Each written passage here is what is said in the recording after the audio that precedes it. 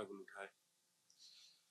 ये मेरा बाइबल है, ये प्रभु का प्रेरित वचन है, ये जीवित है, ये प्रबल है, ये चोखे धार से काटता है, ये गहराई तक छेदता है, ये मेरे भावनाओं को परखता है, ये मेरे विचारों को जांचता है। ये उपदेश के लिए, समझाने के लिए, सुधारने के लिए, शिक्षा के लिए लाभदायक है।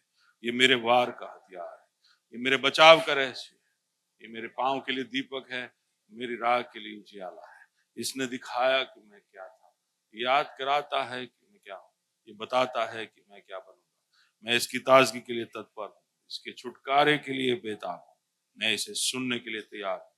हमारा खुदाबंद हमेशा हमेशा हमेशा हमेशा महिमा पाए, फजल और इत्मीनान हम पाए। आमीन आमीन। कुछ हफ्तों के बाद आपके सामने आकर प्रभु के वचन को बताने का प्रभु ने जो तक दिया है उसके लिए धन्यवाद। आपकी प्रार्थनाओं के लिए और आपके प्यार के लिए मैं सबसे पहले धन्यवाद देना चाहता हूँ। अगर आप पहली बार आए हैं तो आपका हाथ जरा दिखाए, हम आपको देखना चाहेंगे। पहली बार वहां पर पीछे तालियों के साथ इनका स्वागत करें।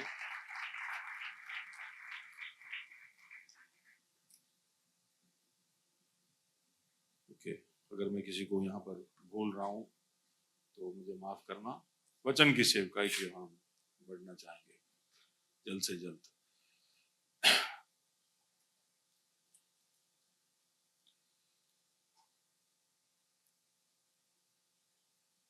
सालों पहले नायग्रा फॉल्स आपने सुना हो शायद, कनाडा में है। This is working.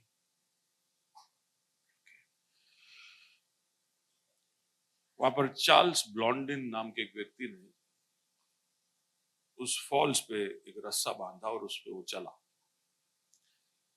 पहले तो लगभग 1100 फुट है लंबाई।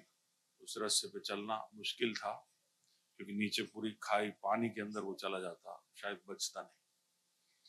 फिर भी अपने जान को दांव पे लगाकर चार्ल्स ब्लॉन्डिन वो रस्से पे चलता है। एक बार चल लेने के बाद दूसरी बार वो आंख पर पट्टी लगाकर चलता है। तो अब पहले तो उसको दिख रहा था, दूसरी बार अब उसको दिख नहीं रहा। फिर सब लोग ताली बजाते क्योंकि 1100 फुट वो आंख पे पट्टी लगाकर भी चल पाता। तो अब वो अपना हिम्मत बढ़ाता है और 2 लकड़ी के ऊपर खड़ा हो जाता है और उस 2 लकड़ी, स्टिल्ट बोलते हैं, 2 लकड़ियों के ऊपर चलते हुए वो रस्से के ऊपर चलकर 1100 फुट तय करता है। तो लोग बिल्कुल हैरान परेशान हो जाते हैं। फिर वो एक और करतब अपना और हिम्मत बढ़ाते हुए एक ट्रॉली लेता है, जिसमें आपने देखा होगा जैसे 3 पहियों वाला ट्रॉली, लोग उसमें रेती सीमेंट सब भर कर खींच के लेके, व्हील बैरो बोलते हैं। उसने एक ट्रॉली रखा रस्सी पे और आंख पर पट्टी रखी और उस ट्रॉली को घसीटते हुए 1100 फुट चल कर गया। सब लोग परेशान हो गए कि ऐसे कैसे आदमी कर सकता है। सबका हिम्मत लेकिन बढ़ गया कि हर बार वो कर रहा है, गिर नहीं रहा है, बैलेंस अच्छा है। तो उसने पूछा, क्या आपको ऐसा लगता है कि अगली बार जब मैं इस रस्सी पर से जाऊं तो इस व्हील बैरो या इस ट्रॉली के अंदर किसी को बिठा कर लेकर जा सकता हूं? तो सबने कहा, जरूर आप कर सकते हो। आप इतने देर से हम जो सोच नहीं रहे वो सब आप कर रहे हो। आंख पे पट्टी रखकर आप जा रहे हो, लकड़ी पे चल के जा रहे हो, इस ट्रॉली को धक्के मारकर, आंख पे पट्टी रखकर धक्के मारकर आप गए, तो कोई ना कोई इंसान को भी आप जरूर लेकर जा सकते हो। आप सब जोर से चिल्लाने लगे, करके दिखाइए, हमको करके दिखाइए। बोले, जरूर करके दिखाऊंगा। आप में से कौन वॉलंटियर करेगा? आप में से कौन आकर इस ट्रॉली में बैठेगा? तो अभी जैसे चुप हो गए ना आप लोग। तो ये 150 साल पहले की बात है, सच्ची घटना है।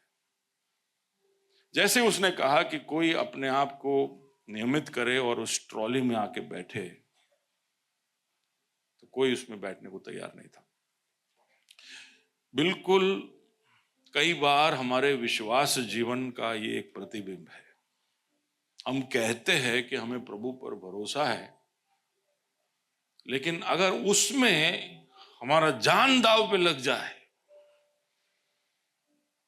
हमें खतरा उससे हो सके ऐसा अंदाजा हमें लग जाए, तब फिर वो विश्वास दिखाने में हमें हिचकिचाहट होती है।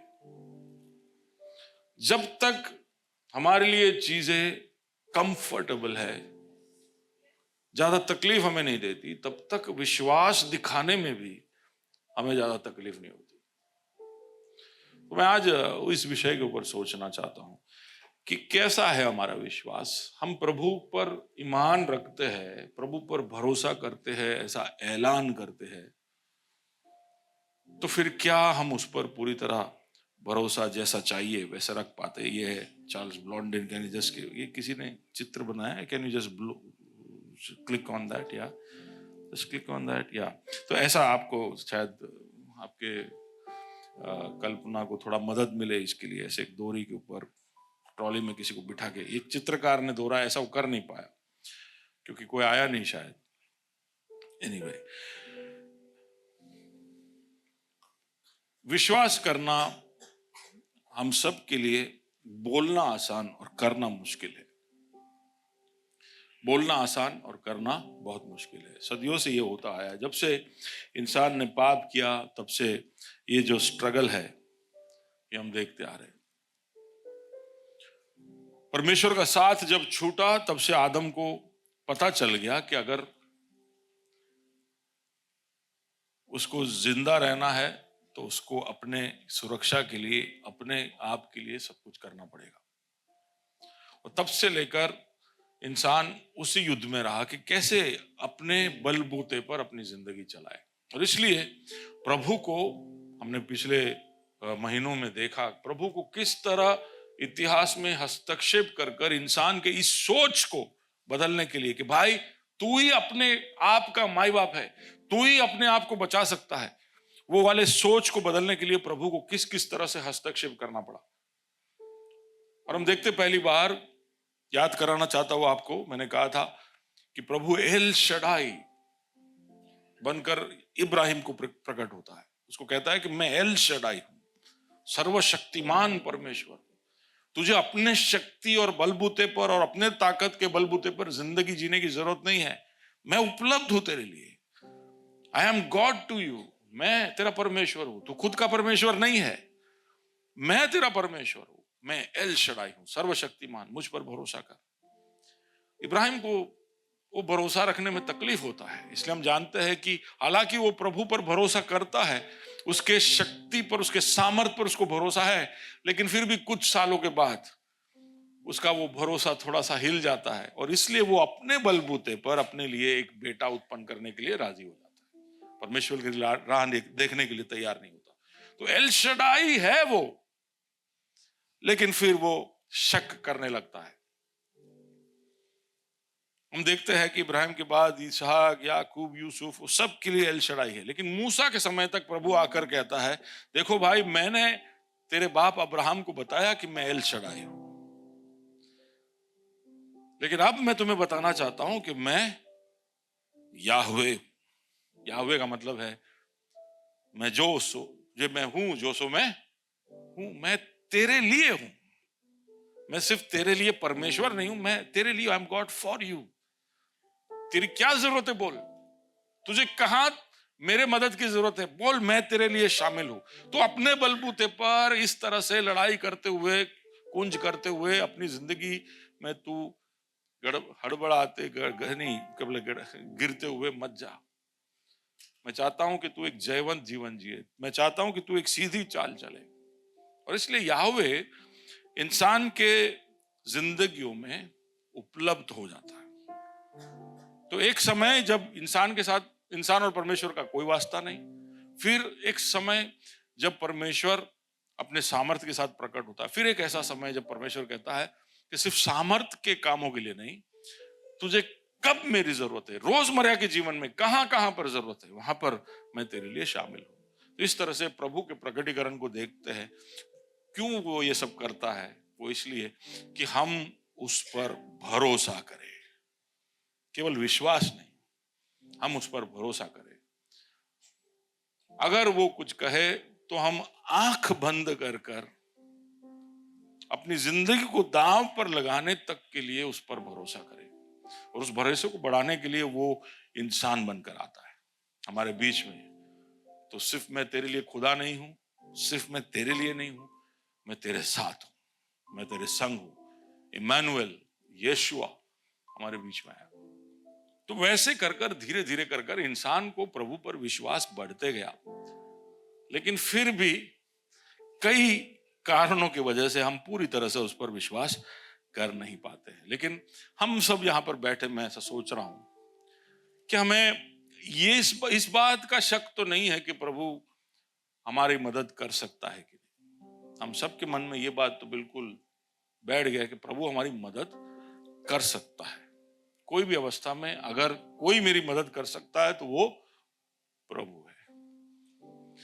लेकिन ये भरोसा होने के बावजूद एक चीज जहां पर हम सब शायद ढीले पड़ जाते, पक्के नहीं है, वो इस बात में है कि प्रभु किस तरह से मेरी मदद करता है। आप हो मेरे साथ? प्रभु मदद करता है, लेकिन वो किस तरह से मेरी मदद करता है। तो आज मेरा ध्यान पूरा उस बात पर है कि हमें प्रभु पर भरोसा है, लेकिन उस भरोसे के अंदर कहीं ना कहीं प्रभु कैसे मदद करना चाहिए, प्रभु किस तरह से मेरे जीवन में पेश होना चाहिए, किस तरह के हल उसको लेकर आने चाहिए, वो सब भी हमारे दिमाग में प्रिस्क्राइब्ड है, पहले सेट है। कोई खास तरीके से, कोई खास प्रक्रिया के द्वारा हम चाहते हैं कि प्रभु हमारे जीवन में कार्य करे। और जब प्रभु के प्रक्रिया हमारे समझ में नहीं आती, तब हमारा विश्वास हिल जाता है। तो कहने के लिए विश्वासी, बोलने के लिए विश्वासी, और जीवन के कई संदर्भों में और समयों में हमने वो विश्वास को दिखाया भी है। लेकिन दूसरे ऐसे कई सारे समय है जब हमारे विश्वास डगमगा गए, जब हमें शक होता है, जब हम विश्वास में ठंडे पड़ जाते हैं, जब हम ये सवाल पूछते हैं कि क्या प्रभु मेरी सुनता भी है या नहीं, क्यों इतनी सारी कठिनाई है, क्यों देरी कर रहा है, क्यों इतने विलंब से प्रभु मेरे जीवन में कार्य कर रहा है। तो ये सब प्रभु के तरीके हैं जिसकी ओर मैं आपका ध्यान लेकर जाना चाहता हूं। लेकिन प्रभु के तरीके बहुत ही विचित्र और अलग अलग तरह के हैं। पूरे वचन के अंदर हम देख सकते हैं। Some of the things will see, जैसे फॉर एग्जांपल उत्पत्ति की पुस्तक 22 के अध्याय के अंदर हम जानते हैं कि प्रभु इब्राहिम से अपना इकलौता बेटा मांगता है। तो अभी बाइबल खोलने की जरूरत नहीं है, मैं जल्दी से बोलते जाता हूं। प्रभु इब्राहिम के विश्वास की कसौटी ले रहा था। तो कई तरीकों से वो ले सकता है, लेकिन प्रभु ने कौन से प्रक्रिया का चुनाव किया इब्राहिम के विश्वास को परखने का? कहता है तेरा इकलौता बेटा है इसहाक, उसको 3 दिन की यात्रा कर मोरिया के पर्वत पर लेकर जा, वहां पर तू उसको मेरे लिए बलिदान करना।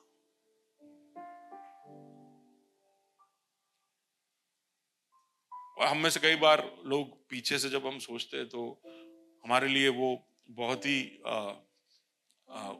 प्रोत्साहन देने वाला एक कहानी है कि देखो 3 दिन की यात्रा के बाद भी प्रभु ने कैसे एक बकरे को इब्राहिम के लिए प्रस्तुत किया, है ना। प्रभु कैसे अद्भुत तरीके से हमारी जरूरतें पूरी करता है। तो हम आज पीछे मुड़कर देखते हैं और उस घटना से प्रेरणा लेते हैं, उस घटना से हम प्रोत्साहित होते हैं। लेकिन इब्राहिम के लिए वो 3 दिन 25 साल राह देखने के बाद उसको एक बेटा हुआ। वो बेटा शायद 8, 10, 12 साल का हुआ। अब प्रभु कह रहा है कि उसको दे दे। वो 3 दिन की यात्रा इब्राहिम के लिए बहुत मुश्किल था। वो प्रक्रिया, उसने प्रभु पर सवाल उठाया कि नहीं मुझे मालूम नहीं, लेकिन उसने आज्ञा पालनता दिखाई, चुपचाप उस प्रक्रिया के अनुकरण में आगे बढ़ते गया। और फिर प्रभु ने 3 दिन के बाद, कसौटी के बाद, उसको बचा भी लिया। तो उसका तरीका थोड़ा अजीब।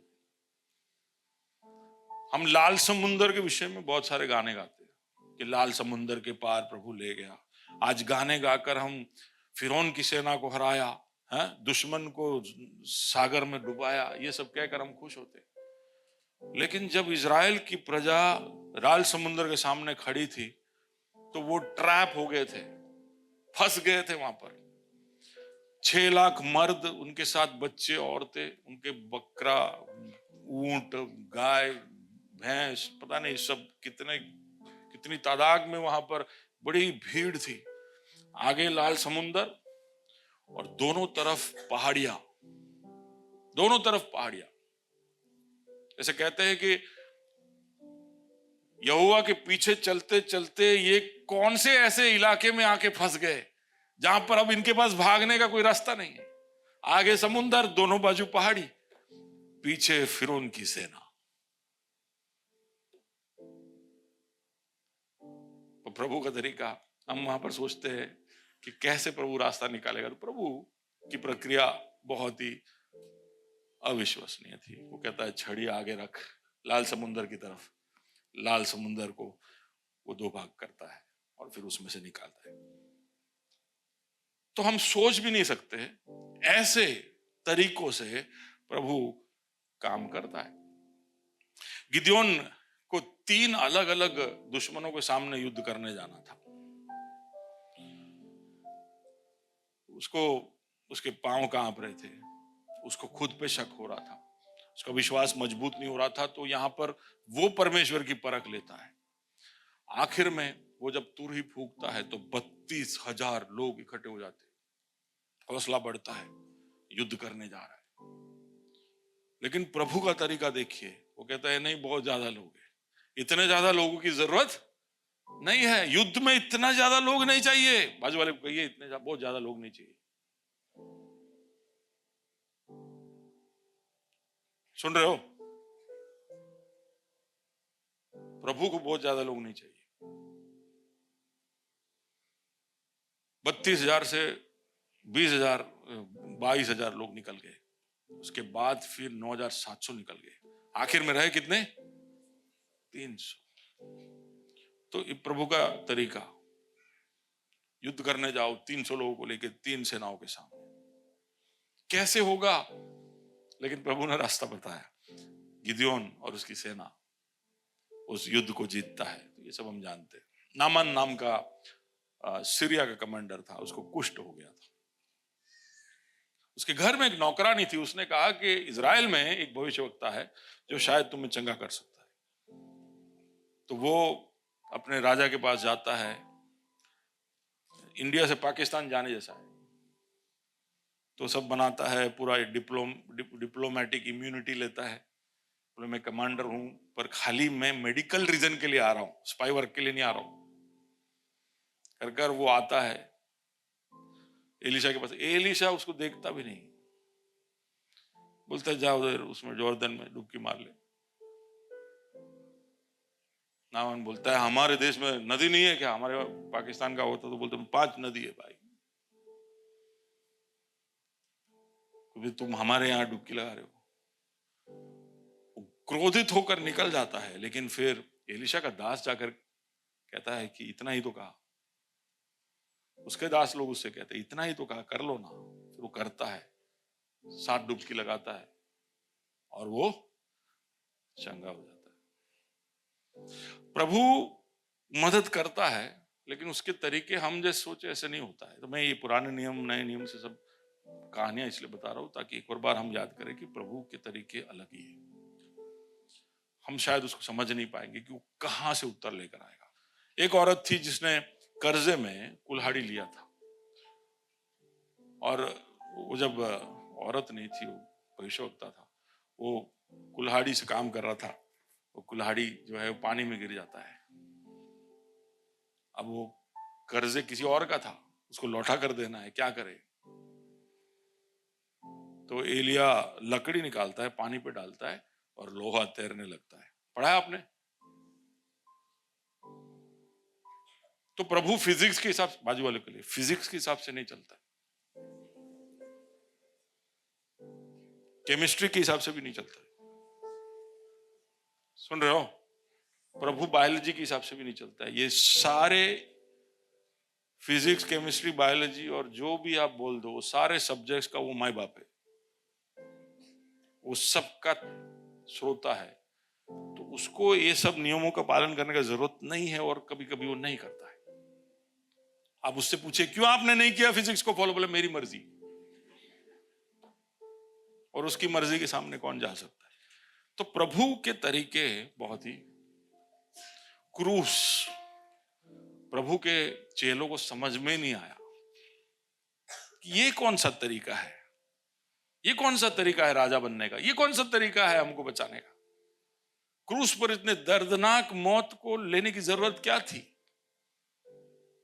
एक बार यीशु खुद भी इसको सोच लेता है कि इसके अलावा कोई तरीका नहीं है क्या? हो सके तो ये कटोरा मुझसे दूर कर दे। फिर कहता नहीं नहीं ठीक है, यही सही है। उसके पास था रास्ता। पिछले हफ्ते हमने सुना, शैतान आकर कहता है कि क्रूस पूस पे जाने की जरूरत नहीं है, देखना ये संसार और सब कुछ मैं तुझे दे देता हूं, I will give you everything, take it. लेकिन प्रभु एक बहुत ही मुश्किल रास्ता चुनता है, और क्रूस का रास्ता चुनकर, तो प्रभु के सोच और उसके तरीके कभी कभी हमें समझ में नहीं आते है ना।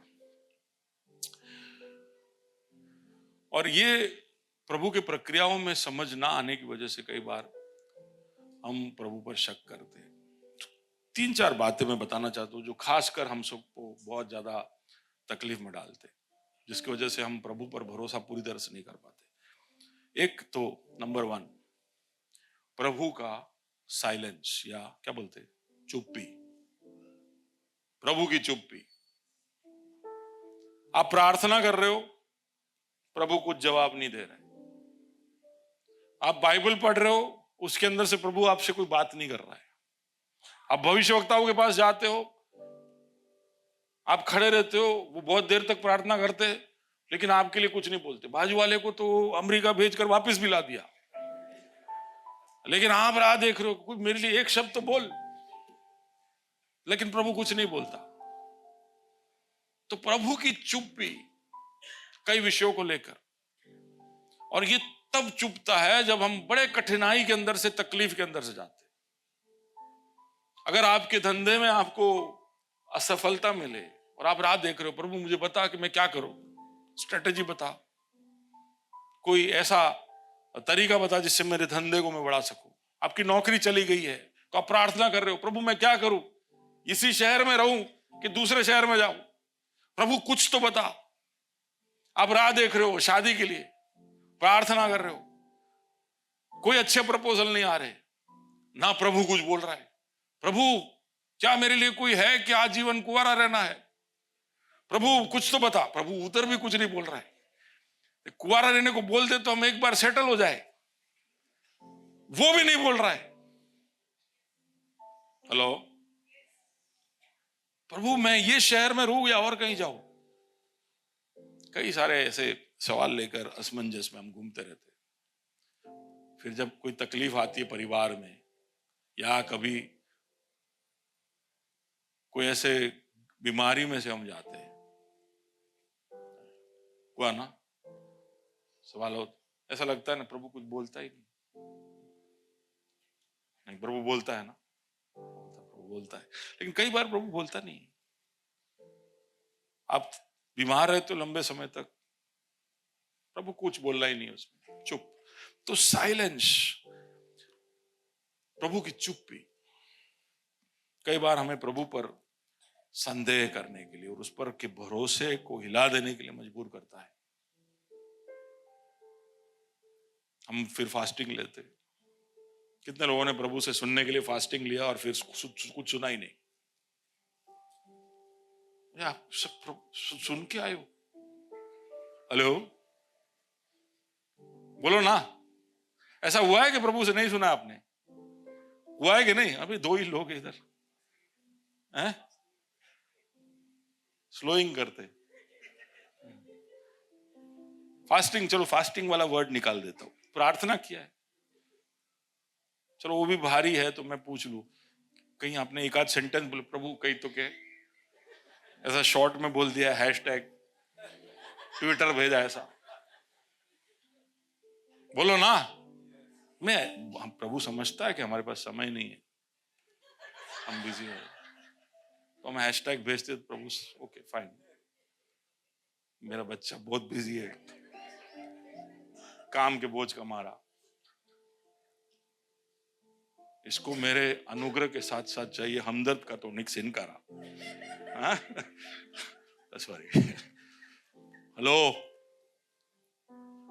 कई बार प्रभु से हम मांगते हैं और प्रभु चुप रहता है, एंड वो चुप्पी किसी को नहीं पसंद।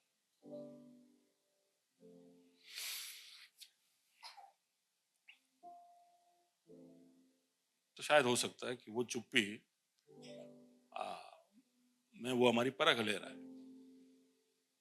अय्यूब इस तरह से रोता है कि प्रभु कुछ तो बोल, और अय्यूब उसका हकदार था इस तरह के एक सवाल पूछने का, क्योंकि एक ही रात में उसने अपनी सारी मिलकत और अपने सारे बच्चों को खो दिया था और वो रोगी हो गया था।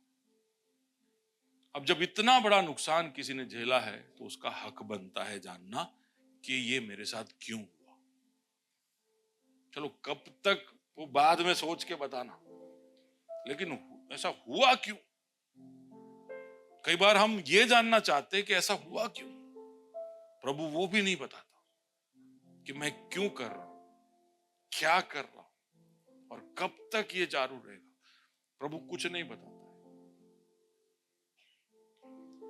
और तब प्रभु पर भरोसा करना मुश्किल। तब आप आते हो, पास्टर के पास आते हो, चर्च के कोई भैया के पास जाते हैं, दीदी के पास जाते हैं, आप पूछते हो, उनके पास भी कोई जवाब नहीं, और अगर उन्होंने जवाब दे भी दिया तो वो हजम नहीं होता, उससे आपके विश्वास को मजबूती नहीं मिलती, आप वापस सवालों के साथ ही जा रहे हो। हुआ है ना ऐसा? हेलो, नहीं ऐसा सब नहीं होता है, हुआ है तो बोलिए, वो तो मानिए, सबके साथ होता है ऐसा। पर ये मैं बता इसलिए रहा हूं ताकि आप ये सब सोचकर घायल ना हो जाओ या निराश ना हो जाओ, पर अपने आप को प्रोत्साहित करो और उठाओ। तो हो सकता है प्रभु आपकी परख ले रहा है जैसे अय्यूब की ले रहा था। ये परीक्षा एक ऐसा समय है जब टीचर कुछ बोलती नहीं तो क्लास में आती है तो वो बोल बोल ही करती है कि नहीं? क्लास में जब आए टीचर तो बोल बोल करती है, लेकिन परीक्षा जब हो तब टीचर कुछ बोलती है। हमारे टीचर लोग, अभी आपके टीचर पता नहीं कैसे, बहुत चीजें बहुत बदल गई। हमारे समय में हम टीचर को सवाल भी पूछते थे, question, madam I don't understand this question, please explain. You read, you understand, you right, what ever. हम नहीं समझाएंगे क्या? अजीब साइलेंस है। हाँ, कई बार हम पूछते मैडम ये 5 मार्क का कि 3 मार्क का, टोटल मैच नहीं हो रहा है। Keep quiet, you right, 5 mark, 2 mark का होगा तो भी फिर हम 5 मार्क का लिखते, 10 मार्क का लिखते, फिर पता चलता है बाद में कि प्रिंटिंग मिस्टेक था। क्लैरिटी नहीं मिलता है और फिर हम अपसेट हो जाते हैं। तो हमें तो यहां पर तो हम समझते हैं कि टीचर एग्जाम में बोलती नहीं, तो जिंदगी में क्यों तकलीफ होता है कि परीक्षा में जब टीचर ना बोले तो। हेलो, बाजू वाले को कहो, परीक्षा में टीचर नहीं बोलते। हाँ, तो इसलिए विश्वास में हिल नहीं जाने का, अपने आप को मना लेने का। प्रभु कभी कभी प्रभु चुप रहता है। प्रभु, हम छोटा सा भी कुछ भी करते हैं तो हम शोर करते हैं, खबर चलिया मैं ब्रांडिंग करी दी तू, मैं पोस्ट करी दी तू, मैं ये किया, मैं वो किया। हम बताना चाहते हैं सबको कि हमने क्या क्या किया है। प्रभु ऐसा नहीं, प्रभु किसी को कुछ बताने की जरूरत नहीं, चुपचाप कई बार काम करता है। कई बार प्रभु जब चुपचाप काम कर रहा होता है तो वो चाहता है आप उसकी उस चुप्पी के दौरान उस पर भरोसा रखना सीखे। और अय्यूब को उसने सिखाया। और हम जानते बाइबल में से बहुत सारे पात्र, मैं एक आध दो का नाम लूंगा, लेकिन आपको पता है कि प्रभु जब चुप रहता, कुछ बोलता नहीं है, तो हमको चुपचाप तब ये निर्णय लेना पड़ता है कि सारू तो कोई बोलतो नहीं, कोई वांधो नहीं, मारती तो किट्टा ना के भाई है, हम तो कुछ बोल नहीं सकते, ठीक है एक और दिन निकाल देते। वो एक दिन में विश्वास पर हमारे काम होता है। अब मेरे व्यवसाय में, मेरे धंधे को मैं कई बार बंद करना चाहा, मैंने बोला प्रभु बोल देना तू, मैं बंद कर देता हूं। ये कैसे धंधा करता हूं, तो बंद करने के बाद क्यों तो जल्दी से आके बोला बंद नहीं करने का। ऐसा हुआ, ऐसा 2 बार हुआ, मैं बोला बंद करना है, तो कहां से पता नहीं भारत के कोई कोने से आके बोल के गया बंद नहीं करवाना, तो बता चलाने का कैसे, तो वापिस चुप। तो क्या करना पड़ा, विश्वास करना कि उसने ना बोला है तो उसका मतलब है कि चुपचाप जैसा है वे स्टेटस को, अगर वो हाँ ना नहीं बोलता है उसका मतलब है कि जैसा है वैसे चलते जाओ। सुन रहे हो?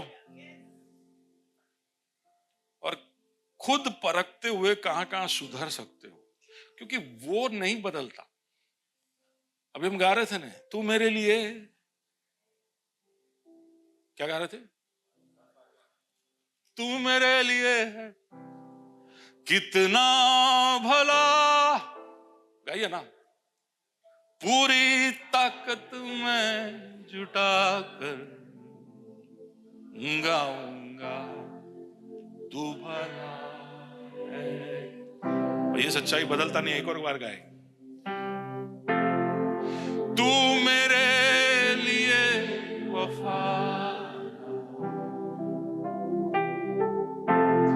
तू मेरे लिए कितना भला, पूरी ताकत में जुटा गा तू भला है। तो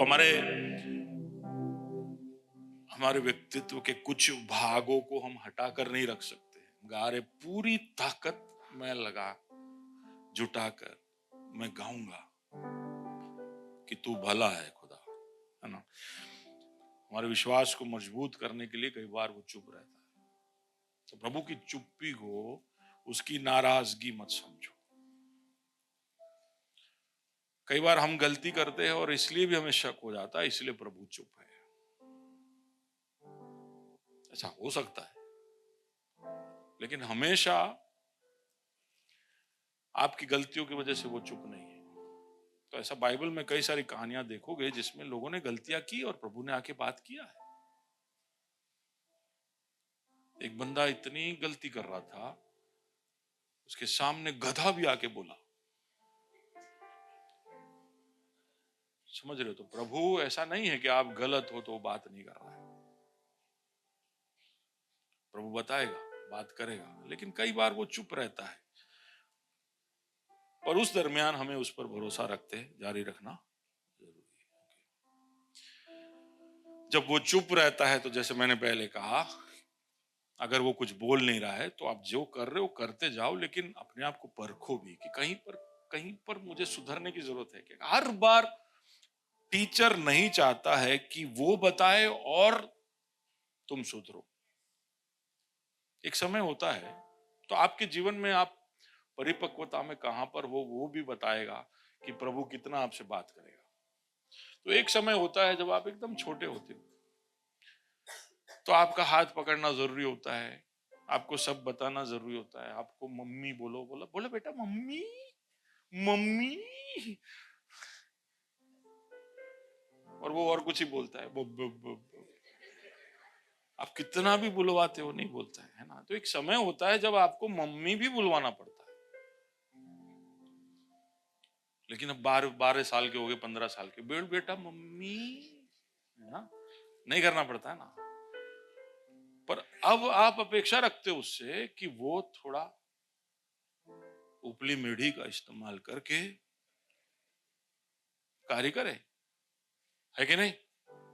ऐसा ही है प्रभु भी, कई बार इसलिए चुप रहता है। तो अगर आप माँ बाप हो तो आप समझ जाओगे। एक समय होता है जब बच्चों को बताना पड़ता है, ये मत करो, ये करो, ये ऐसा करो, उनके पीछे पीछे लग जाना पड़ता है ना सोफी? एलाइजा, एलाइजा ये मत करो, एलाइजा उधर मत जाओ, एलाइजा इधर बैठो, एलाइजा बोला है कि नहीं, एलाइजा ऐसे नहीं बोलते क्या, एलाइजा ऐसे करो, ये बस बोलते रहना पड़ता है ऐसा। लेकिन आप मेरे घर पे आओगे तो जैनी जिल्लू सब कुछ भी कर रहे होंगे, मैं चुप बैठा देख रहा हूँ कि अब उनको ऐसे बोलने की जरूरत नहीं। अब मेरा ये देखने का समय है कि इतने साल में जो भी बोला हूंगा उसका क्या असर हो रहा है।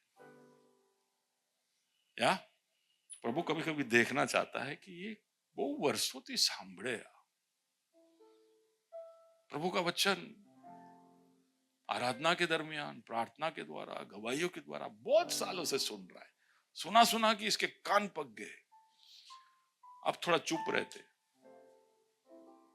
अब क्या असर होता है ना, कई बार जब सुनना बंद होता है तो तब काम करना शुरू होता है।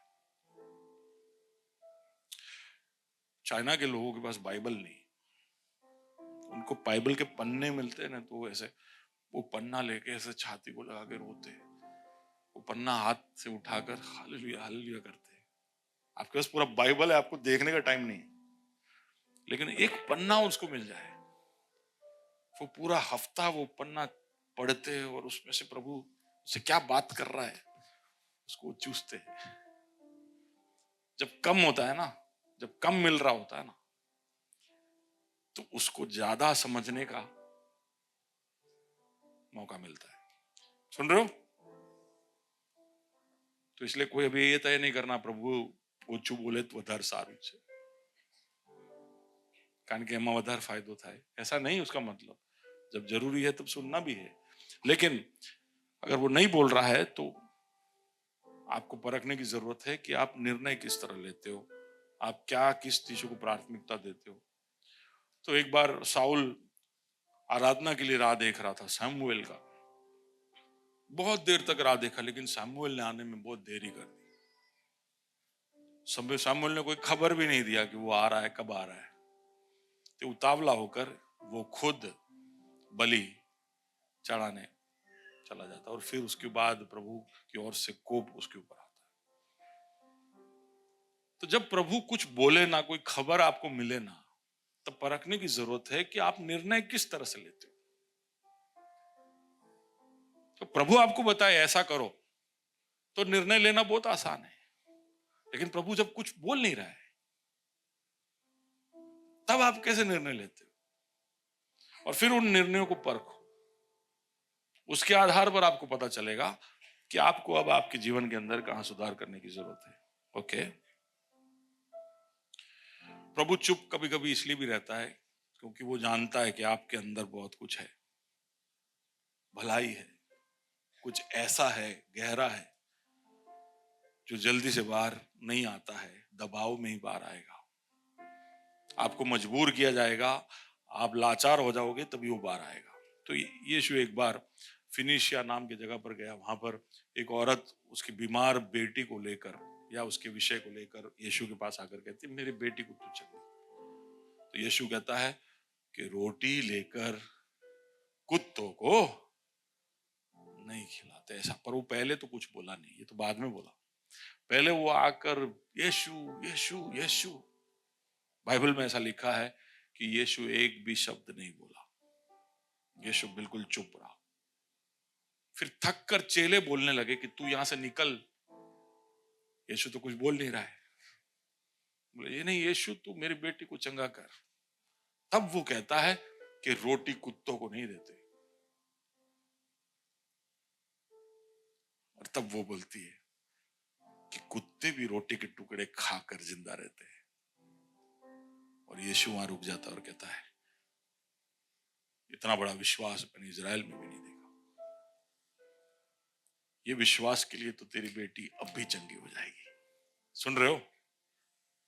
कभी कभी चुप्पी के अंदर ही हम मजबूर हो जाते हैं कि प्रभु ने हमारे अंदर जो छुपा कर रखा है उसको बाहर निकालने के लिए। तो प्रभु जब चुप हो जाए तो निराश होने की जरूरत नहीं, खुद पर शक करने की जरूरत नहीं, खुद को मारने की जरूरत नहीं, चर्च आना बंद करने की जरूरत नहीं। सोचने की जरूरत है कि प्रभु चुप क्यों है और इस चुप्पी के अंदर हम कैसे प्रभु में और मजबूत हो सकते हैं। प्रभु इसलिए चुप होता है। कई बार आपने देखा होगा कि बहुत गहरे काम करने वाले लोग जब वो फोकस कर कर कुछ बड़ा काम कर रहे होते तब वो चुप हो जाते, तब उनको बात करना नहीं पसंद, तब वो पूरा एकाग्रता से काम कर रहे होते। बाइबल के अंदर दो भाग है, पुराना और नया नियम। पुराने और नए के बीच में मलाकी और मत्ती है ना, उसके बीच में वहां पर कहा जाता है कि 400 साल का समय जब प्रभु इंसान से बात नहीं करता। कितना? 400 सालों तक एक शब्द नहीं, प्रभु कुछ बोलता ही नहीं, कोई भविष्यवक्ता नहीं भेजता है, प्रभु की ओर से कोई भी वाणी नहीं। 400 सालों की चुप्पी। और फिर अचानक यूहन्ना बपतिस्मा देने वाला, 400 साल की शांति। 400 साल में हुआ क्या? प्रभु क्यों चुप हो गया? प्रभु नाराज हो गया शायद, लेकिन नाराजगी से बढ़कर उस 400 सालों में प्रभु के हस्तक्षेप की तैयारियां हो रही थी। आप पूछोगे कि 400 साल में ऐसा तो क्या हो गया? तो तब तक क्या था ना, दुनिया छोटे छोटे टुकड़ों में बटा हुआ था। कई सारे राजा, कई सारे राज्य, कई सारे राष्ट्र, सब छोटे छोटे राज्य। अब प्रभु आ रहा है तो हर राज्य में अपनी रीति रिवाज, हर राज्य के अपने टैक्स, हर राज्य की अपनी भाषा, हर राज्य की अपनी वेशभूषा, सब एक दूसरे से बटे हुए। अब प्रभु का इकलौता एक बार इतिहास में आने वाला है, तो इतने बटे हुए होंगे लोग, तो सुसमाचार को पहुंचाने में और समय लग जाएगा। और इसलिए प्रभु चुप होकर इतिहास में कुछ अद्भुत कर रहा होता है। रोमी साम्राज्य आता है और रोमी साम्राज्य पूरे यूरोप, एशिया और अफ्रीका के कई सारे भागों के ऊपर हावी हो जाता है। दुनिया का सबसे बड़ा साम्राज्य। और उसके समय कैसर अगस्टस नाम का जो था, ऑक्टेवियन, वो सबसे शक्तिशाली राजा था रोम। उसके समय में लगभग 40 सालों तक इतने बड़े इलाके में एक भी युद्ध नहीं हुआ। नहीं तो पुराने समय में हर ठंडी के मौसम में ये लोग युद्ध करने निकल जाते थे, लेकिन 40 सालों तक युद्ध नहीं हुआ। युद्ध में विराम, सीज फायर। 40 सालों तक लोग शहरों को और संस्कृतियों को मजबूत करने में और बसाने में लग गए। रोम के गवर्नमेंट ने कहा कि जहां जहां पर हमारा सत्ता है वहां वहां पर रोड पहुंचाओ, और रोम ने सब जगहों पर रोड बनाना शुरू कर दिया। पूरे यूरोप में आज भी कैसर ने लगाए हुए जो रास्ते हैं वो आज भी आपको यूरोप में दिखेंगे, क्योंकि रास्ते होंगे तो लोग रास्तों पे चलकर गांव गांव, गली गली पहुंचेंगे। क्योंकि यीशु एक ऐसा ऐलान देने वाला था इनको, ऐसा चुनौती देने वाला था कि जाओ यरूशलेम में और समरिया में और यहूदिया में और दुनिया के कोने कोने में जाकर ये सुसमाचार सुनाओ। और तब वो पूछते कैसे जानेगा दुनिया के कोने कोने में? लेकिन ऐसा एक चुनौती यीशु दे, उससे पहले रास्ते तैयार, इकोनॉमी तैयार, लैंग्वेज पूरे यूरोप, अफ्रीका, एशिया में एक भाषा हो गया। एक भाषा में बोलने वाले, समझने वाले लोग हो गए। लैटिन, ग्रीक, ये दो भाषाएं, ये दो ये बड़े इलाके के अंदर बोलने लगे। और इसलिए यीशु मसीह का सुसमाचार सब जगह तक पहुंचने में कामयाब हो गया।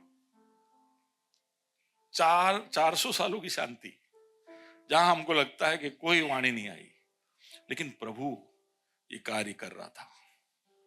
और जैसे ना यीशु मसीह का जब आना होता है पृथ्वी पर, तो ऐसे कहा है, in the fullness of time, जब समय पूरा हुआ, पूर्ण हुआ, उस समय यीशु मसीह बैथलेहम में पैदा होता है, in the fullness of time, क्योंकि प्रभु कुछ कर रहा था। तो आपके जीवन में भी कई बार अगर प्रभु चुप है तो ऐसा सोच लेना चाहिए कि कुछ बड़ा प्रिपरेशन हो रहा है, कुछ बड़े के लिए तैयारी हो रही है। ऐसा हो सकता है? ऐसा चाहते हो? हेलो? तो इस तरह से भी देखना जरूरी है कि कई खतरनाक कई मोटू आवे जो। हेलो? प्रभु बहुत टाइम थी कहीं बोलता नहीं, कुछ तो आ रहा है। तो मैं 2007 में मैंने कहा मेरा कंपनी बंद करो, 2012 में मैंने कहा कंपनी बंद करो, प्रभु बोल ही नहीं रहा है।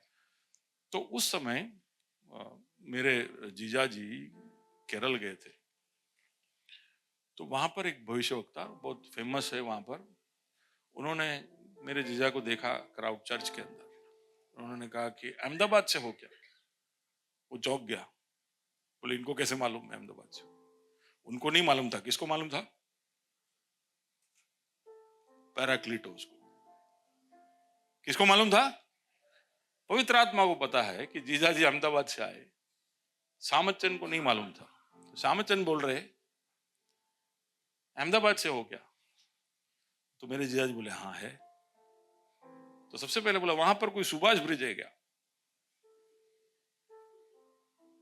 गांधी ब्रिज तो सब जगह है, ये सुभाष ब्रिज बहुत जगह नहीं है, ठीक है। वहां पर पास्टर योहन्नान रहते हैं क्या? तो ये ना जीजाजी के विश्वास को दृढ़ कर रहे हैं। बोले हाँ पास्टर योहन्नान सुभाष ब्रिज के पास में ही रहते। ठीक है, अब सुन लो, तुम्हारे ससुर जी का फैक्ट्री है।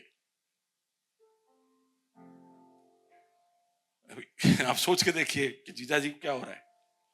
बोले ये तो ससुर जी के बारे में भी जानता है, तो मेरे बारे में तो क्या क्या जानता होगा। ससुर जी का कोई फैक्ट्री है, नहीं चल रहा है ना धंधा सच सच बोल रहा हूं, ऐसा ही हुआ, नहीं चल रहा है ना धंधा। बोले नहीं ऐसा ठीक से नहीं चल रहा है, और थोड़े समय तक चलेगा भी नहीं। उसके बाद वो फोन कर बोले जियो ज्यादा मेहनत मत कर, नहीं चलने वाला है।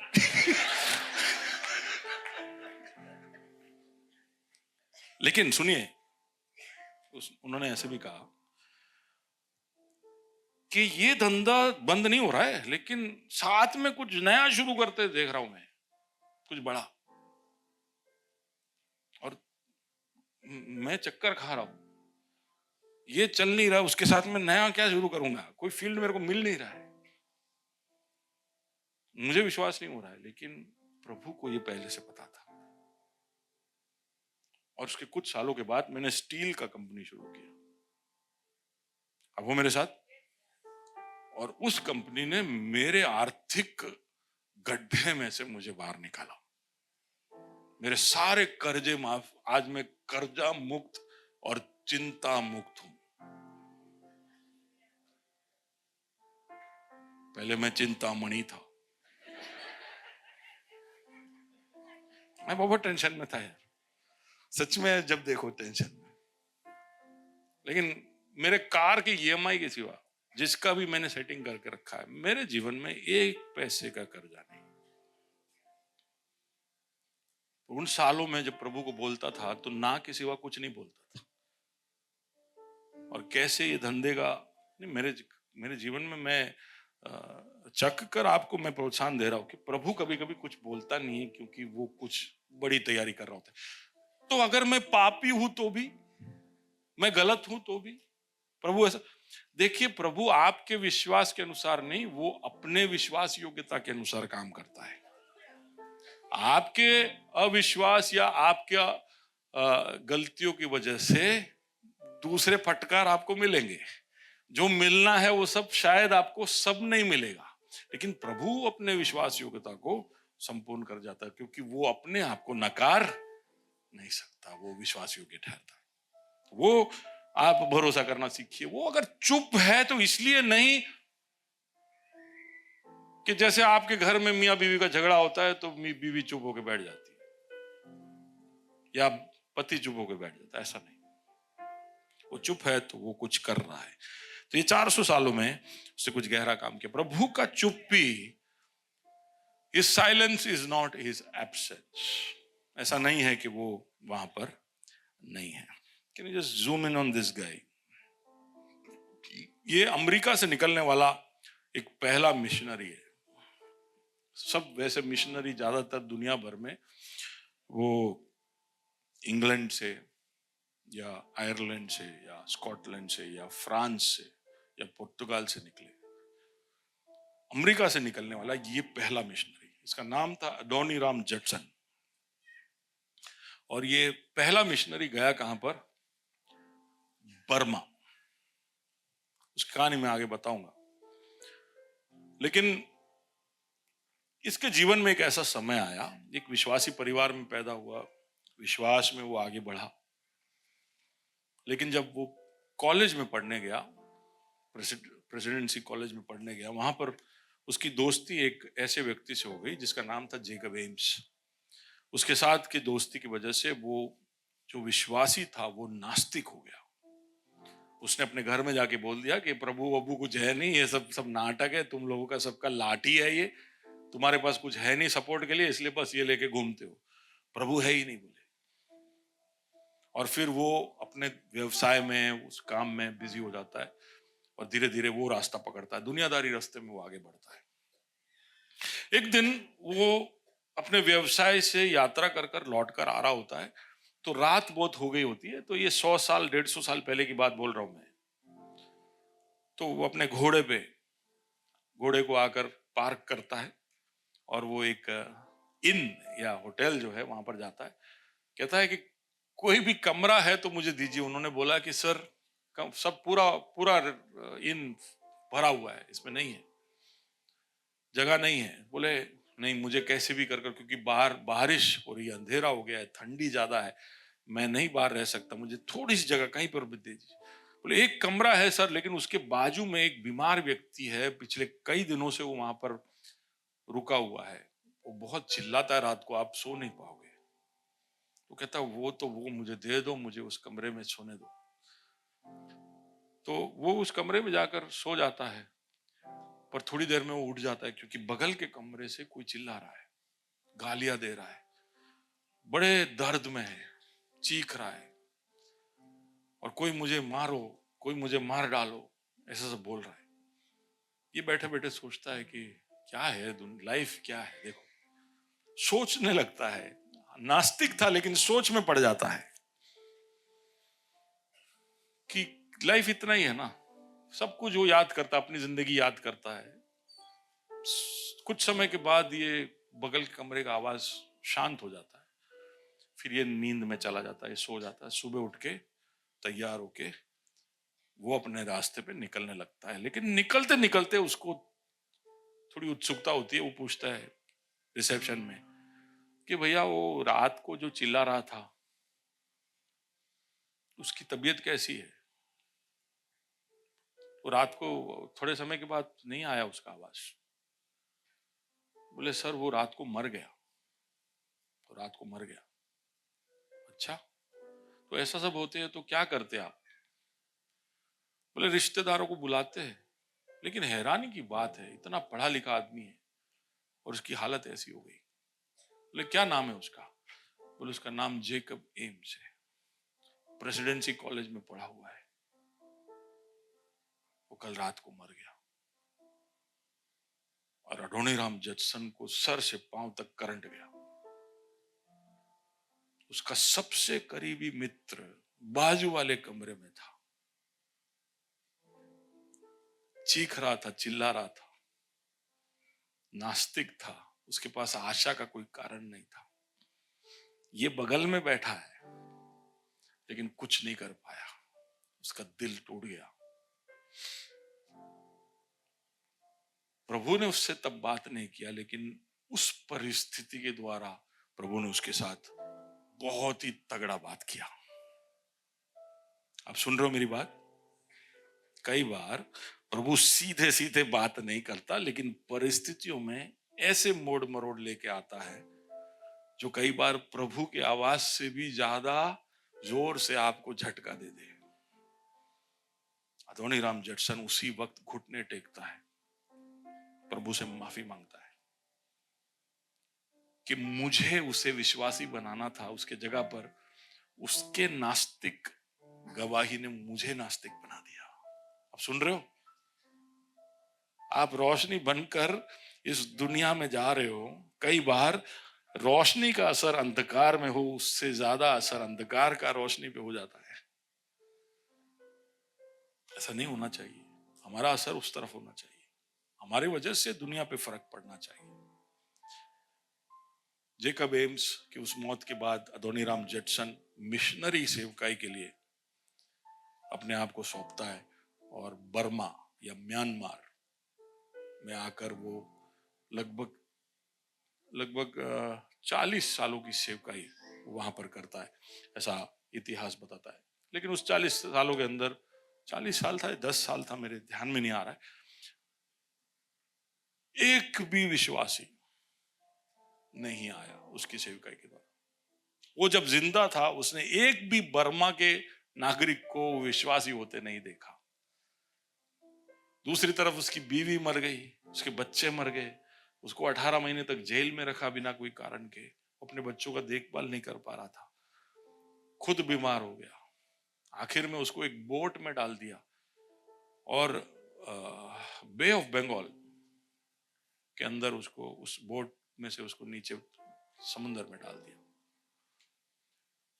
और वो पूछ सकता है कि अच्छा खासा जिंदगी में अमेरिका में जी रहा था, वहां से उठाकर मुझे म्यांमार में लेके आए, एक व्यक्ति भी प्रभु में आया नहीं, और इतने सालों के अंदर तूने मुझसे कुछ बात भी नहीं किया, झटका बड़ा दे दिया मेरे दोस्त के मौत के द्वारा। Sometimes God doesn't talk for a very long time, बड़े लंबे समय तक वो कुछ बोलता नहीं है। लेकिन अदोनीराम जडसन के मौत के बाद बर्मा में पता नहीं क्या होता है, एक बहुत बड़ा रिवाइवल आता है। आज म्यांमार में जितने भी विश्वासी है उनका पिता है अदोनीराम जडसन। सुन रहे हो? God silence is not his absence, God is always present. प्रभु हमेशा है, हमेशा कुछ ना कुछ कार्य करते जाता है। दूसरा जो तकलीफ है प्रभु के साथ हमारा ये है कि प्रभु बहुत धीरे काम करता है, बहुत धीमे धीमे, जल्दी नहीं करता है। कितनों को ये तकलीफ है प्रभु से कि प्रभु बहुत टाइम लगा वैसे। और हम ऐसे समय में रहते हैं जहां पर प्रभु को स्विगी और जोमेटो और जेप्टो के साथ कंपीट करना पड़ता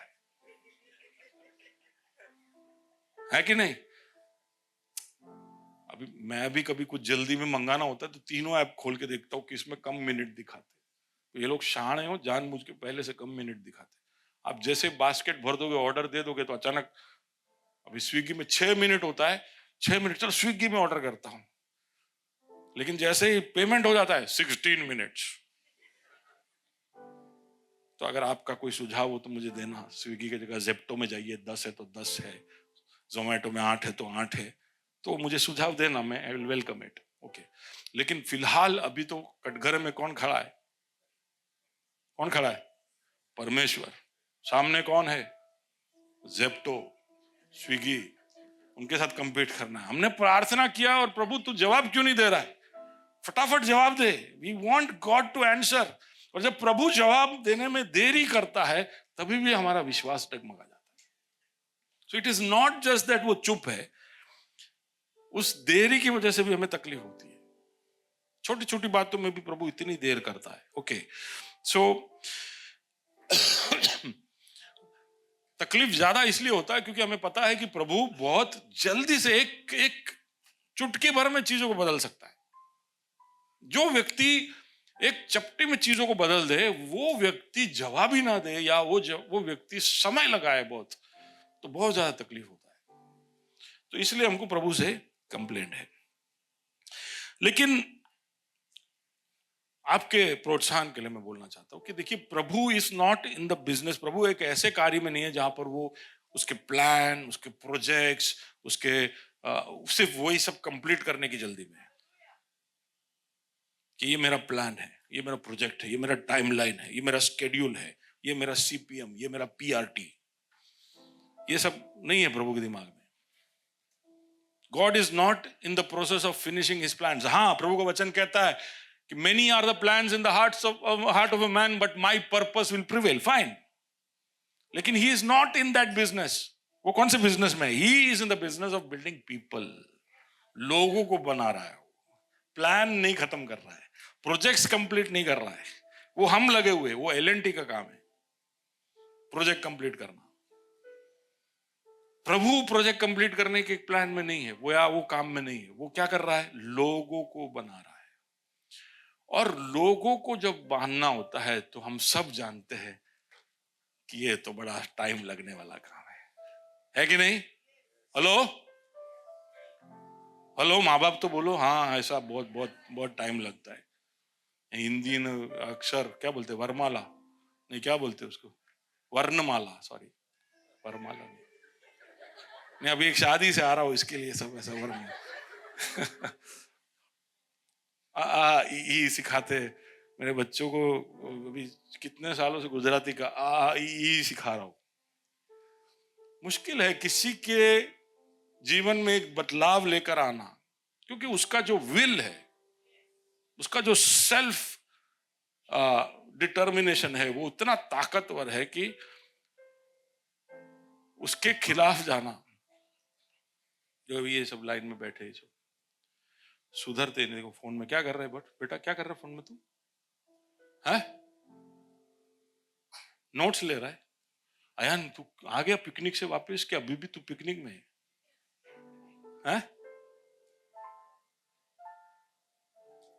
अभी मैं एक एक करके ऐसे ऐसे पकड़ते जाऊंगा ना, बहुत सारे हाथ में आ जाएंगे मेरे, जो सालों से नहीं सुधरते, बहुत धीरे धीरे सुधरते। लेकिन वही है कि मुझे स्पॉट करना पड़ता है रविवार में कि सुधार है कि नहीं, और आशा से यहां से जाना पड़ता है कि हाँ थोड़ा सुधरो, हट लो। बाजू वालों को बोलो टाइम लाग से पण सुधरी जा। टाइम लगेगा, गॉड अंडरस्टैंड्स। और प्रभु इसलिए बहुत ही धीरज वाला है। अगर प्रभु धीरज वाला नहीं होता तो हम सबकी बत्ती लग जाती। प्रभु बहुत धीरज वाला है, और प्रभु का ध्येय यह है कि वो हमको बदले। इसके लिए वो समय लेता है। बाकी उसके लिए तो सब फटाफट, वो एक खाली वो मन में सोच ले हो जाता है। वो बोलता है तो सारा सृष्टि क्रम में आके खड़ा हो जाता है। मतलब ज्योति तो सारे संसार के फोटोन्स इकट्ठे हो जाते हैं। वो जो बोलते पानी, तो पानी एक बाजू हो जाता है। सारे एलिमेंट्स, सारे केमिकल, सारे मॉलिक्यूल, सारे एटम उसकी आवाज को सुनते और तुरंत करते। सिर्फ इंसान नहीं करता है। वो सुनते रहता है, फिर सोचते रहता है એટલી જલ્દી તો ના હલાય, થોડું વિચારવું પડે। नहीं, बात आपने 100% की कही, लेकिन अब मैं थोड़ा स्ट्रिक्ट हूं। मेरा थोड़ा स्टाइल अलग है। बैठे रहो स्टाइल लेके।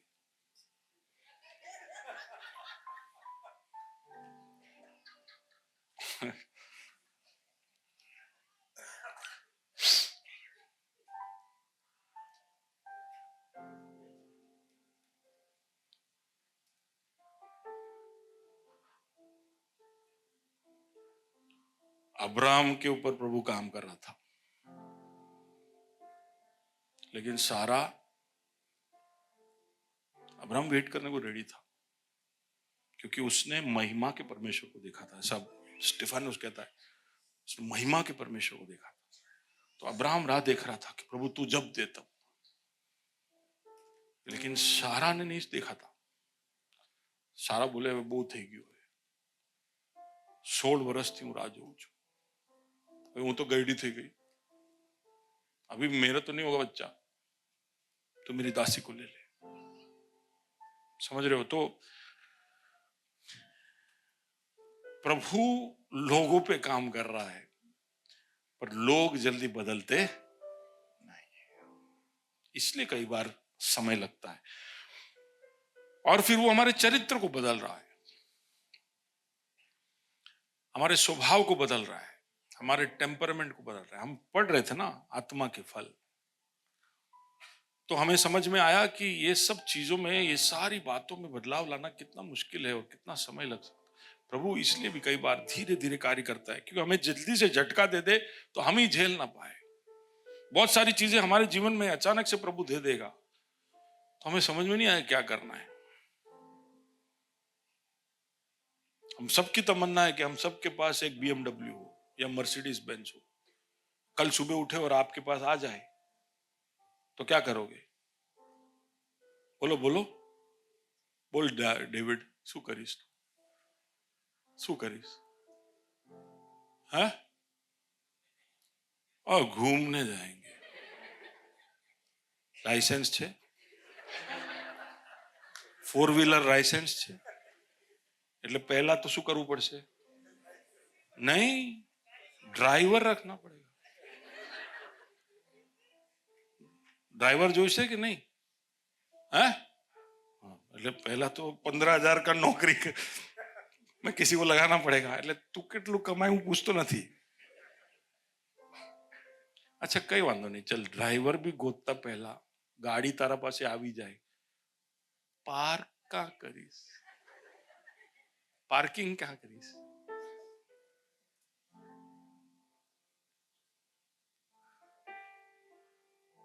એવરેજ ખબર છે? તારા બાઇક નું શું એવરેજ છે? 35. खुश છું હે? 35 માં તો અમે ભાગી જઈએ. સુધીરબેન 45 મળે છે તો કે ના મારે બાઇક લેવી છે નવી. 35 માં તું આનંદથી અહીંયા સુધી આવે છે, માનવું પડે તારે. મર્સિડીઝ નું 3 કિલોમીટર 4 કિલોમીટર એવરેજ છે, એટલે 10 ટાઈમ્સ 10 ગુણા આનંદથી તું આવીશ ને ત્યાં. સોરી, ડ્રાઈવર એક તો રાખવાનું, પછી આટલા બધા પૈસા ખર્ચવાના. हाँ? ये तो प्रॉब्लम शुरू ही हो रहा है. इतना सा ब्लेसिंग एक साथ आ जाएगा ना, आपको समझ में नहीं आएगा क्या करना है. सुन रहे हो? मांग तो लिया, लोगों को पूछो लॉटरी लग जाता है, फिर उनको समझ में नहीं आता क्या करने का. पहले इनकम टैक्स आ जाता है घर पे. क्या लाओ पैसा, लाओ 35% भरो. आपको BMW मिल जाएगा ना तो इनकम टैक्स में आपको 30% टैक्स भरना पड़ेगा. आपको पता है કેટલાની ગાડી છે? પેલા ભાવ તો ગોતી રા કલ્યા, પછી તું માંગ, प्रार्थना कर प्रभु कि मेरे को BMW दे, मर्सिडीज. बेचारा दावीद कुछ नहीं है, सॉरी, ये बहुत सीधा आदमी है, ऐसा कुछ नहीं करता है, पर आप ऐसे सोच लेना आपकी तरफ था.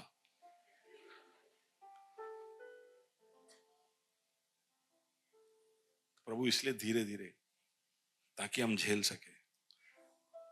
जैसे फर्स्ट स्टैंडर्ड में कुछ पढ़ाते हैं, सेकंड में, फिर थर्ड में, फिर फोर्थ में, ऐसे धीरे धीरे हमारा केमिस्ट्री, मैथ्स, बायोलॉजी सब धीरे धीरे घुसाते, ऐसे प्रभु भी धीरे धीरे कार्य कर रहा है. तो ही इज चेंजिंग अस. मूसा को 40 साल लग गया बदलने.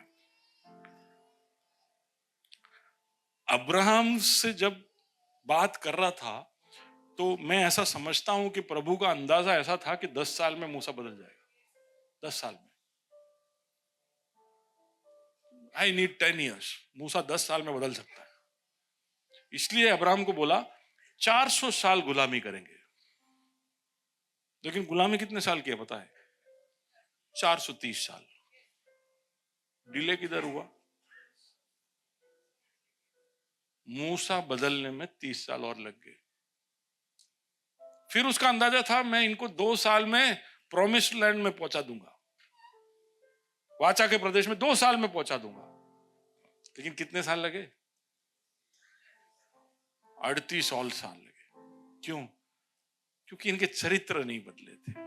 40 साल जंगल में घुमा घुमा के इनके स्वभाव को बदला। तो God is in the business of changing character, so he will take time. तो बहुत सारी चीजों को वो जोड़ रहा है, जैसे यीशु के लिए, जैसे मैंने पहले बताया, और इसके लिए भी इट वॉज टेकिंग टाइम। और वो चाहता है इस समय के दरमियान जब वो धीरे धीरे कार्य कर रहा है, हमारा विश्वास भरोसे में बदले। बाजू वाले को कहिए, विश्वास नहीं, विश्वास को भरोसे में बदलना है। Faith needs to mature into trust. हमारे हम विश्वासी है हम, लेकिन विश्वास में सीमित नहीं रखना है उसको, उसको भरोसा बनाना है। और इसलिए दाऊद ने पहले विश्वास किया, लेकिन बाद में उसके पीछे के भजन संहिता सब देखोगे तो वहां पर वो भरोसे की बातें करता है। I trust in the Lord, I trust. पहले वो कहता है, he is my light and my salvation, whom will I trust? मेरा विश्वास है प्रभु पे। बाद में वो कहता है कि it is better to trust in the Lord, it is better to trust. तो एक समय लगता है विश्वास को भरोसे में बदलने के लिए, और प्रभु समय इसलिए भी लेता है क्योंकि वो केवल एक पीढ़ी के लिए कुछ नहीं बना रहा है। जो भी प्रभु कार्य करता है वो कई सारे पीढ़ियों के लिए, और जब वो कई सारी पीढ़ियों के लिए कुछ बनाना हो तो उसमें वक्त लगता है। तो स्पेन में है शायद एक ऐसा बेसिलिका है जो पिछले 150 सालों से बन रहा है, चर्च, ठीक है, 150 सालों से बन रहा है, अभी तक उसका काम खत्म नहीं हुआ है। स्पेन में है, उस पूरे गोल आकार में है। अब सर्च करना, मैं उसका नाम भूल गया। हाँ, सेग्रेडा बेसिलिका, सेग्रेडा बेसिलिका। 150 साल से ऊपर हो गए, पर it is an architecture on marble. लोग स्पेन में अभी वो जगह देखने जा रहे हैं, अभी उसका ओपनिंग कुछ अभी थोड़े समय में होने वाला है। तो कुछ सुंदर जब वो बनाता है तभी भी समय लगता है। God is slow but he is solid.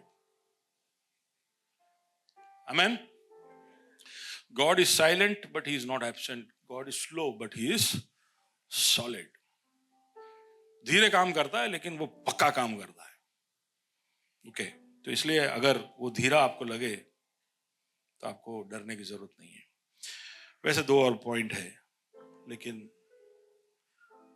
जल्दी से बोल देता हूं। हाय रूडी,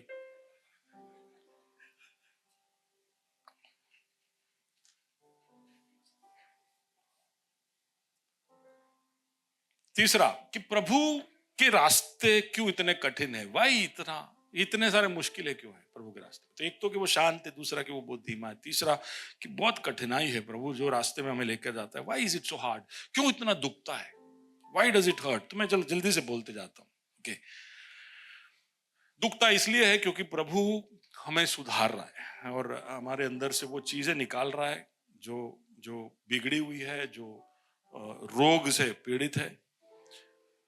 तो पीटर को बड़े शर्मिंदगी का और बड़े दर्द का सामना करना पड़ा, बड़े दुख से होकर जाना पड़ा, बड़े चुप्पी से होकर गुजरना पड़ा, क्योंकि प्रभु उसमें कार्य कर रहा था। He did an operation। प्रभु हमारे अंदर एक सर्जरी करता है, और इसलिए कई बार प्रभु जो कार्य करता है उसमें हमें दुखता है। दूसरा, कोई भी चीज जब बढ़ता है, ग्रोथ की तरफ आता है, तो उसमें टूटना जरूरी है। तो एक बीज जब बड़ा होता है तो बीज टूटता है। अंडे के अंदर से चिड़िया जब बड़ी होती है तो वो अंडा तोड़ता है, ठीक है। अगर आपको डोले शोले भी बनाने हो तो आपके मसल पहले टेयर होंगे, टूटेंगे, फिर वो मजबूत होंगे। अब वो मेरे साथ, कोई भी चीज जब बढ़ता है उससे पहले टूटता है। तो इसके लिए प्रभु के तरीकों में रोने के बजाय उसके अंदर प्रभु क्या भला कर रहा है, क्योंकि वो अभी जैसे हमने गाया वो भला है, उसमें कोई शक नहीं है, पर दर्द हमको पसंद नहीं है। और कोई रास्ता नहीं है क्या, दर्द के बगैर और कोई रास्ता नहीं है क्या? तो बच्चे पूछते हैं ना इंजेक्शन जब लग रहा होता है कि और कोई रास्ता नहीं है क्या, but there is no other way. और कोई तरीका नहीं है दर्द के बगैर। तो इसलिए कई बार दर्द प्रभु आने देता है। दर्द खराब बात नहीं है, हमारे सहन शक्ति को बढ़ाने की जरूरत है, और अगर ग्रोथ हो रहा है तो दर्द होगा। कुछ तो बढ़ रहा है, इसलिए दर्द हो रहा है। ओके, जब तक दर्द नहीं होगा तब तक उसके अंदर से मूल्यवान वस्तु नहीं निकल सकती। तो आग में से सोने को निकलना पड़ता है, बड़े प्रेशर के अंदर से हीरा बनता है, ये सब हम जानते हैं। जब तक हमें दर्द और परेशानियों में से नहीं डालेंगे, तो हम चाहते कि प्रभु तू काम कर मार पर, work on me please, please work on me, पण एसी जरा 21 માં રાખજે અને હું જરા મારા બેસ્ટ પોઝિશનમાં હું આમ 4 इंचના जियो फोम पर सोता हूं ત્યારે, या मैं मेरे सबसे बेस्ट ड्रेस में और मेरे बेस्ट हेल्थ में हूं, तो तू काम करना। जब मैं बीमार हूं, जब मजबूर हूं, जब मैं कमजोर हूं, तब क्यों प्रभु तू मेरे जीवन में कुछ भेज रहा है ना। कभी कभी हम बोलते हैं कि यार आफत आवे तो बद्दी बाजू थी आवे, सारे बाजू से तकलीफ आता है, ऐसा लगता है हमको। But that is how God makes us more valuable. और कोई तरीका नहीं है उसको और वैल्यूएबल बनाना। गोल्ड को रिफाइन करने के लिए फूंक मारने से नहीं जाएगा, उसको सूरज के नीचे रखने से नहीं सोना और शुद्ध होगा, उसको भट्टी में डालना ही पड़ेगा, उसको पिघालना ही पड़ेगा, उसको उस गर्मी का सामना करना ही पड़ेगा, उस गर्मी को उसको लेना ही पड़ेगा। ठीक उसी तरह हीरे को कितने प्रेशर में से जाना पड़ता है। कार्बन ही होता है, वही कोल ही होता है, कोलसा ही होता है जो बाद में डायमंड बनता है। कितना प्रेशर, આટલું બધું પ્રેશર સાહેબ, નસ ફાટી જાય એવું લાગે છે। વોલિંગ लगाई लगाई थकी गयो कि हीरा हो रहा है, हीरा प्रेशर बढ़ रहा है, बोलना कि मारा में हीरा उत्पन्न થાય છે। हेलो, प्रभु पे भरोसा रख के ना, फिर दुनिया भर का सब गलत काम करके फिर स्ट्रेस में रहोगे तो सही है आपका स्ट्रेस, ठीक है, फिर तो आपको कुछ दूसरा इलाज ढूंढना चाहिए। लेकिन प्रभु पर भरोसा रखिए। When he sends hardships, प्रभु के तरीके कई बार दुख से भरे हुए होते हैं। और सारे प्रभु के पीछे आने वाले लोगों की कहानियां देख लो, बड़े दर्दनाक कहानी में से होकर गए। कई बार इसलिए हम हिलना नहीं चाहते, हम सिर्फ इस तरह बस रविवार से रविवार प्रभु के पीछे जाना चाहते। बस ये कर लिया ना, ये मीटिंग में चले गए ना, बहुत हो गया, बस इतना भक्ति बहुत हो गया, આટલું બહુ થઈ ગયું, હવે આપે એમાં જે મળે થઈ ગયું, લે મળવા દે પાસ્ટરને વધારે, મળવા દે બીજા કોઈને વધારે, આપણે તો સ્વર્ગના ખૂણામાં બેસી જઈશું। बहुत सारे लोग ऐसे हैं, स्वर्ग में खूना भी मिल जाए, better to dwell in the तेरे आंगनों, एक better dwell in the in the gates than in the courts of the wicked. या ओके फाइन, सीमित कर दिया हमने। मैं कल जवानों से बात कर रहा था कल शाम, and I was challenging them. प्रभु ने हमको रोशन तो कर दिया है, जला तो दिया है, लेकिन हम ये ज्योति को छुपा रहे, we are not going out, और जो करना चाहिए हम कर नहीं रहे। हमने पा लिया प्रभु को। प्रभु का वचन कहता है कि कौन सा व्यक्ति कौन से जगह पर किस समय में किस परिवार में पैदा हुआ, वो प्रभु ने पहले से नियुक्त किया हुआ है। तो उसकी वजह से हमने प्रभु को पा लिया, है ना। प्रेरित 17 उसके 26-27 जब पढ़ेंगे तो उसमें हम पढ़ सकते हैं कि हम सब प्रभु को पा सके, इसलिए प्रभु ने हमको इंडिया में, गुजरात में या अहमदाबाद में या इस फलाने परिवार में पैदा किया, ताकि हम प्रभु को जान सके। और हमने जान लिया, बच गए हम। लेकिन हमारे बाजू में कोई है, हमारे पड़ोसी है, हमारे रिश्तेदार, हमारे दोस्त है, वो लोग नहीं पाए अभी तक, हमने पा लिया है। तो हमने पा लिया, तो अब हमारी जिम्मेदारी है कि वो पाए, इसलिए उनकी मदद करे, क्योंकि जिंदगी में इससे बड़ा कोई खोज ही नहीं है। उनको अहमदाबाद में उस सोसाइटी में आपके बाजू वाले घर में इसलिए रखा है ताकि वो प्रभु को पाले, इसलिए नहीं कि कोई बहुत बड़ी चीज उनको और कुछ मिल जाए। बाइबल ऐसा कहता है। तो उसका मतलब है कि हम सबको कोशिश करना चाहिए, ज्यादा करना चाहिए, और इसके लिए थोड़ा हिम्मत और बांधना चाहिए। डर डर के घूमना नहीं चाहिए, गोली लेने के लिए भी तैयार हो जाना चाहिए।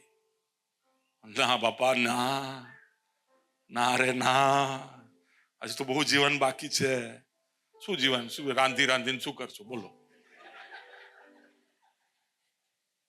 क्या उखाड़ लेने वाले हम? क्या उखाड़ लेने वाले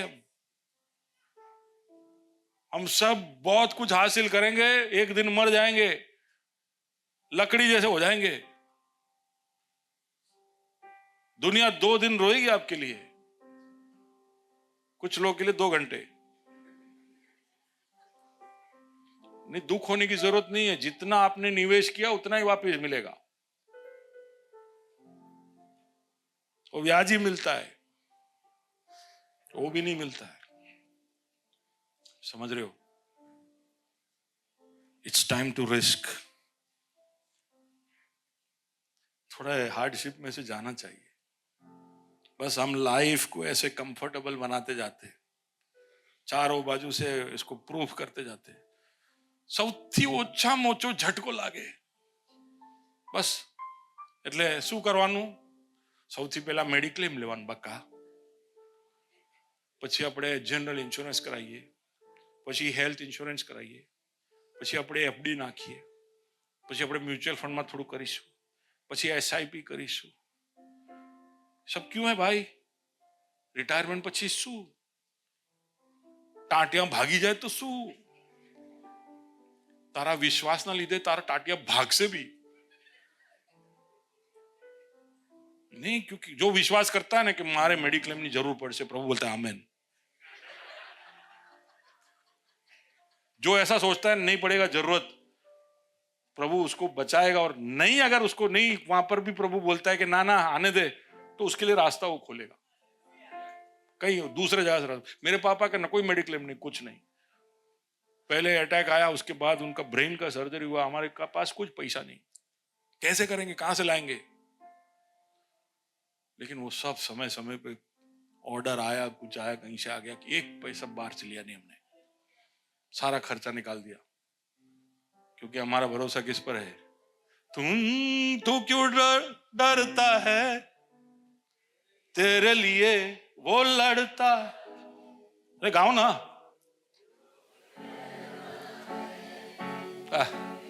डर डर के मत गाओ यार, चलो। तू क्यों डरता है, तेरे लिए वो लड़ता,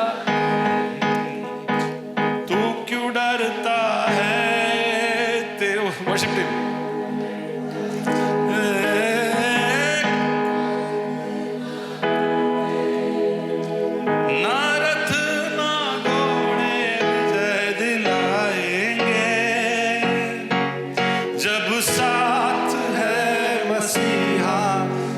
साथ है मसीह, जीत हम जाएंगे। जब साथ है मसीहा, जब साथ है मसीह, जीत हम जाएंगे। तू क्यों डरता है, तेरे लिए वो लड़ता है, तू क्यों डरता है,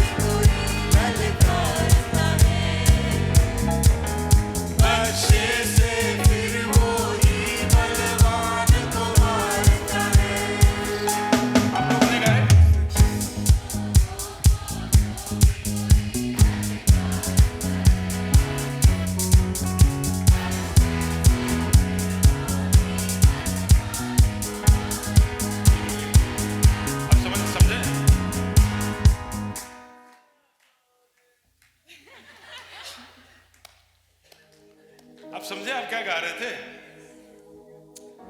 उसके लोगों को जो भी कोई ललकारता है, अगर कोई ललकारता है तो उसके जवाब में कौन आता है? जवाब लेने कौन आता है? अगर आपको कोई ललकारता है तो उसका जवाब लेने कौन आता है? क्या गा रहे हो आप लोग? आपको कोई ललकारेगा तो उसका जवाब लेने प्रभु बच्चे को भेजेगा, ऐसा लिखा है। इन दाऊद की कहानी है ये, है ना। कोई ललकारेगा तो दाऊद जैसा बच्चा आके भी बड़े बलवान को। आज भी प्रभु का स्ट्रेटजी वही है। अब आपको लगता है ना मैं बच्चा हूं, मेरी बात नहीं कर रहा, आप खुद की बात कर रहे हैं। आपको ऐसा लगता है ना क्या हूं तो मैं तो बच्चा हूं। बहुत है कि प्रभु बोलता है बच्चा काफी है। सुन रहे हो? बच्चा काफी है क्योंकि बच्चे के बल पर नहीं, प्रभु के बल से बलवान गिरता है। हालेलुया। उसके लोगों को जो भी कोई ललकारता है, बच्चे से फिर वो ही बलवान को मारता है। उसके लोगों को जो भी कोई ललकारता है, बच्चे से फिर वो ही बलवान को मारता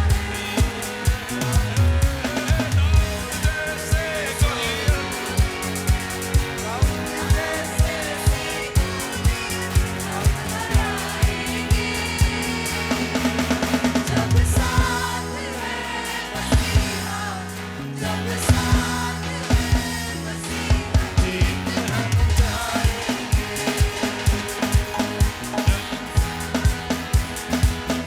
पीछे से राहुल, तो जब साथ है मसीहा, जब साथ है मसीहा, जीत हम जाएंगे। हम लेके चलेंगे अपने साथ हथियार रूहानी, शैतान भी हारेगा हमसे दुश्मन जो जाने। हम लेके चलेंगे अपने साथ हथियार रूहानी, शैतान भी हारेगा हमसे दुश्मन जो जाने। यीशु नाम में हमको, यीशु नाम में हमको बढ़ते जाएंगे। जब साथ है मसीहा, जब साथ है मसीहा, जीत हम जाएंगे। जब साथ है मसीहा, जब साथ है मसीहा, जीत हम जाएंगे। तू क्यों डरता है? तेरे लिए वो लड़ता है। तू क्यों डरता है? तेरे लिए वो लड़ता है। नारद ना घोड़े, नारद ना घोड़े विजय दिलाएंगे। जब साथ है मसीहा, जब साथ है मसीहा, जीत हम जाएंगे। जब साथ है मसीहा, जब साथ है मसीहा, जीत हम जाएंगे। जब साथ है मसीहा, जीत हम जाएंगे।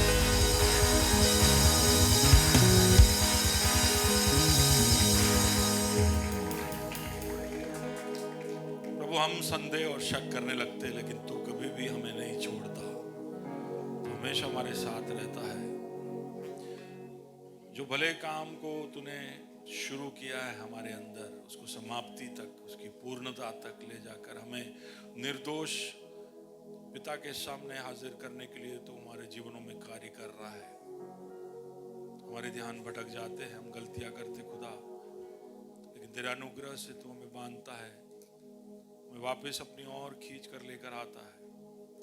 अगर यहाँ पर कोई है जो आज तेरे उस चुप्पी की वजह से नाराज है, हताश है, अपने विश्वास से वो हिले हुए हैं विश्वास में, तो प्रभु जी उनके विश्वास को तू आज मजबूत करना। तो चुप है लेकिन तू गैर हाजिर नहीं, तो धीमे कार्य करता है लेकिन तू बड़े पक्के काम को करता है। तो हमारे धीरज को तू बढ़ाना खुदा, तेरे काम को पूर्णता तक देखने के लिए हम तुझ पर विश्वास बनाए रखे खुदा। मुश्किलें आती है, तकलीफें आती है, लेकिन प्रभु जी तू हमें बांधता है। हम भले टूटते हुए दिखते होंगे लेकिन तू हमें बांधता है। सब कुछ तू भलाई के लिए उत्पन्न करता है।